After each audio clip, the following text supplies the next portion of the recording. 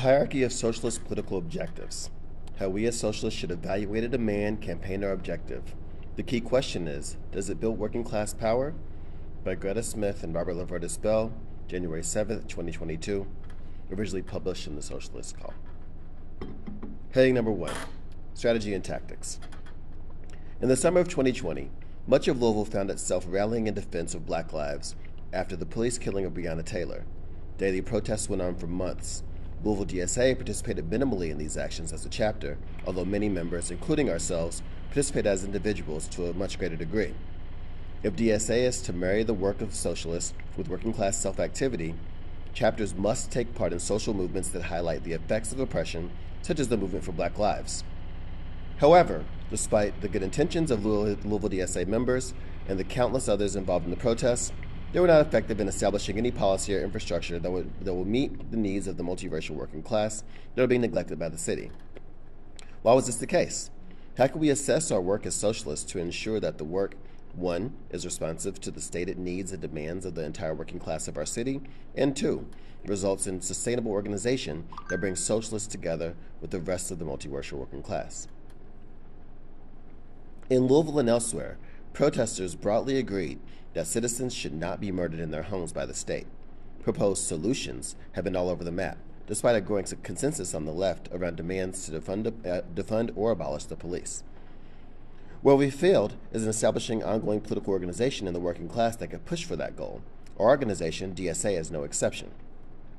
We have not popularized a politics or a set of demands that could replace the failed model of policing, nor have we built the sort of organizations in the working class that could build power to fight for those politics.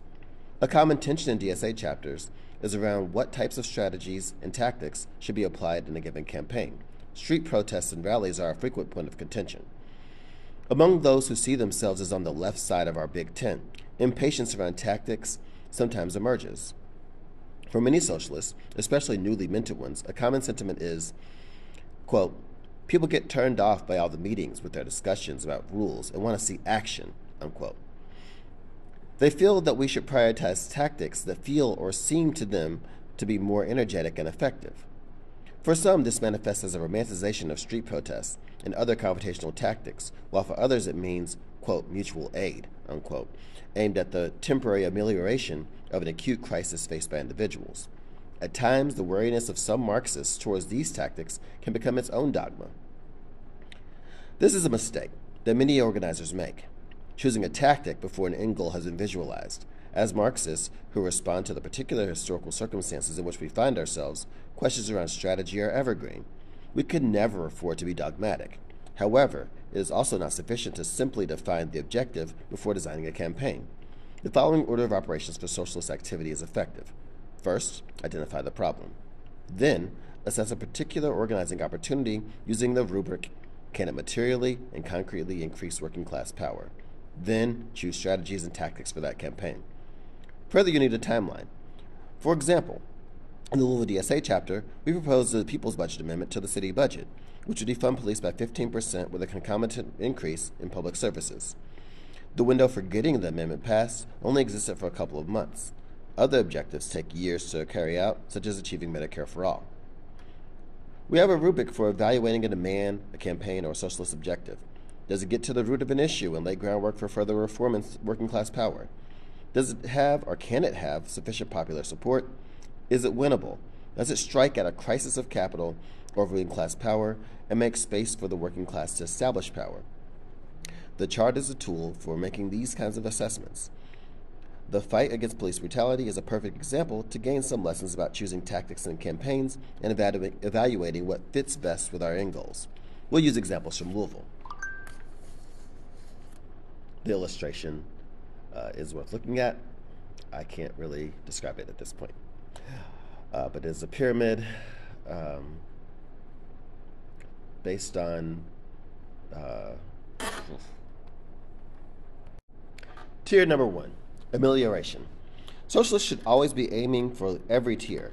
Liberals on the other left, liberals and others on the left tend to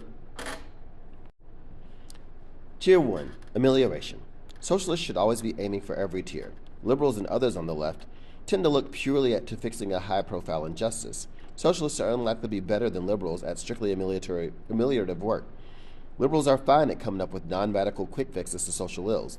We won't displace the ACLU in the defense of legal rights, nor the Catholic Church in doing charity.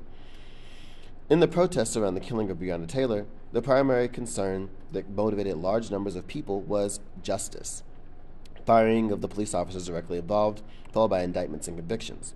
While this goal encouraged many individuals, from the activist tier to celebrities, to coalesce around a single demand, many organizers quickly realized that a message that focused exclusively on the unique conditions surrounding Taylor's murder would foreclose basic liberal reforms, like warrant reform and body cameras, that could alleviate some suffering, as well as deeper reforms that could address the underlying social conditions and political decisions that make police killings inevitable.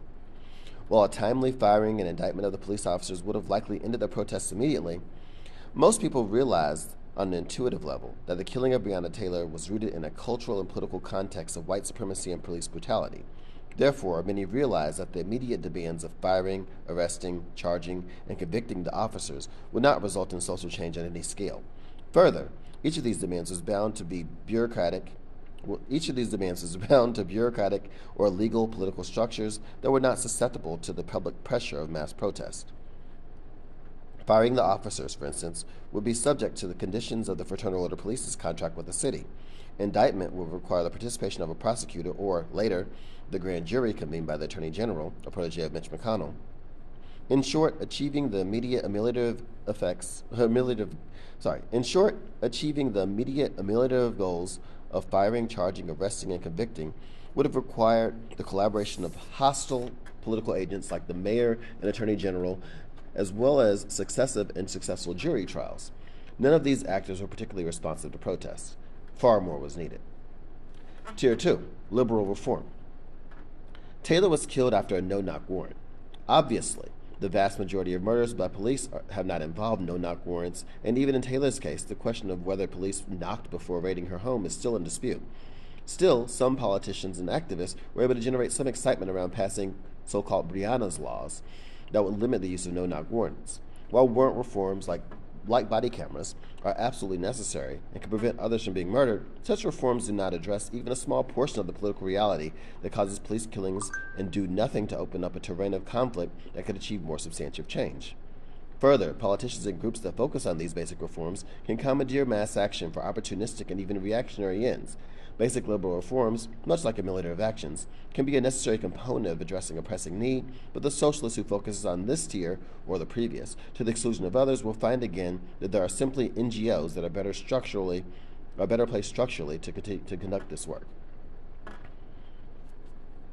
Basic liberal reforms, much like ameliorative actions, can be a necessary component of addressing a pressing need, but the socialist who focuses on this tier, or the previous, to the exclusion of others, will find again that there are simply NGOs that are better placed structurally to conduct this work.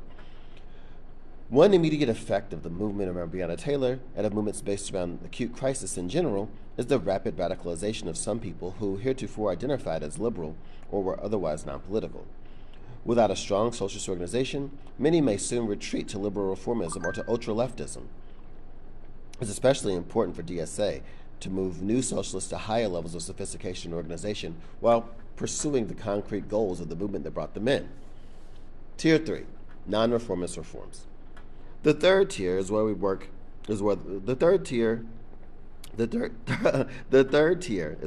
that underscores the necessity of building socialist infrastructure is apparent. Finding ourselves in circumstances in which a campaign around a non-reformist reform is viable can sometimes find the third tier is where the work that underscores the necessity of building socialist infrastructure is apparent. Finding ourselves in circumstances in which a campaign around non-reformist reform is viable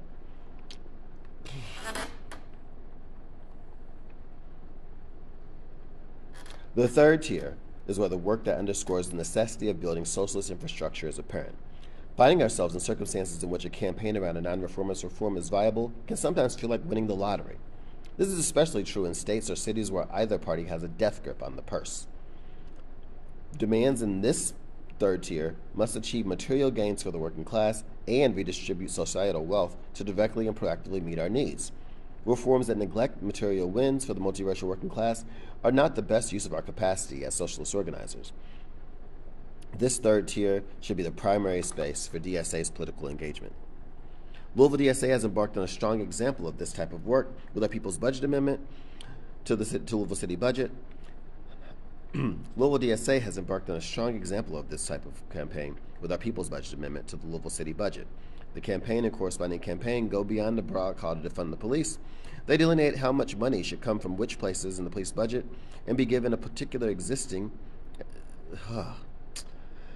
Louisville DSA has embarked on a strong example of this type of. Louisville DSA has embarked on a strong example of this type of campaign with our People's Budget Amendment to the Louisville City Budget. The amendment and corresponding campaign go beyond a broad call to defund the police. They delineate how much money should come from which places in the police budget and be given to particular existing and new public services. So far, the campaign has consistently increased engagement and has been well received as a viable material response to over-policing and austerity budgeting. Tier 4, the working class as a socialist movement. Finally, the top of our pyramid contains our ultimate goal. We operate on the premise that we haven't won anything if we haven't won a deeper marriage between the broader working class and the socialist movement. The socialist movement will never be the political force that it needs to be until it comprises tens of millions of working class people. We want to turn activists into socialists, and we want more and deeper connections between DSA and working class organizations. This is a question that our chapter and DSA should be asking right now. How do we get in the space of that fourth tier in this particular moment? How can a campaign like the People's Budget strengthen ties between socialists and the working class? Some possibilities are advocating for demands like the People's Budget within our unions and running electoral campaigns around it. Our goal should be to engage with working class Louisvillians rather than just an activist base. In a given situation, socialist organizers assess the possible responses before us and ensure that we are operating as high up on the pyramid as possible.